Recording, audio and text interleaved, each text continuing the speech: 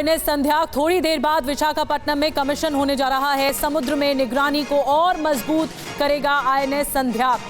रक्षा मंत्री राजनाथ सिंह आईएनएस संध्या पर मौजूद हैं इस वक्त। बोफोर्स गन इस पे लगी हुई है। चेतक हेलीकॉप्टर भी तैनात हो सकता है आईएनएस संध्या। अलग अलग बुक्स के माध्यम से खुद से ही अपनी पढ़ाई लिखाई प्रारंभ कर देता है, यानी कि उम्र में बड़े होने पर वो अपने पालन पोषण तथा अपनी शिक्षा दीक्षा का ख्याल खुद करने में सक्षम हो जाता है। इसके बाद एक तीसरी स्टेज भी आती है जिसमें वह बच्चा पूर्ण वयस्क हो जाता है, यानी एडल्ट हो जाता है। उस स्थिति में वह अपनी क्षमता से दूसरों को शिक्षा देना प्रारंभ करता है। समाज में शिक्षा का वही बच्चा प्रचार और प्रसार भी करता है।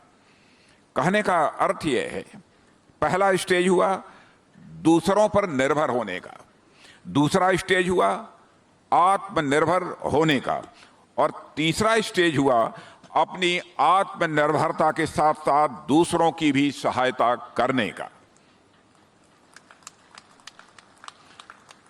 साथियों, ठीक यही चीज किसी देश की सुरक्षा के मामले में भी देखी जाती है।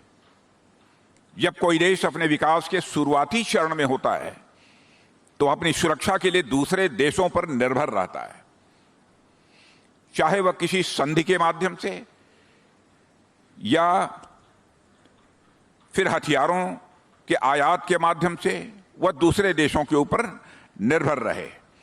लेकिन जैसे जैसे विकास के क्रम में वह देश विकसित होने की ओर अग्रसर होता है, वैसे वैसे उस देश के अंदर वह क्षमता आने लगती है कि वह अपनी सुरक्षा खुद करने में सक्षम हो जाता है।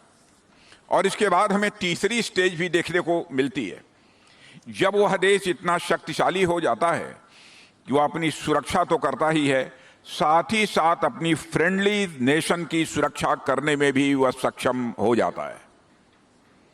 साथियों, पहले स्टेज से तीसरे स्टेज तक पहुंचने में हमें कई सारे परिवर्तन भी देखने को मिलते हैं।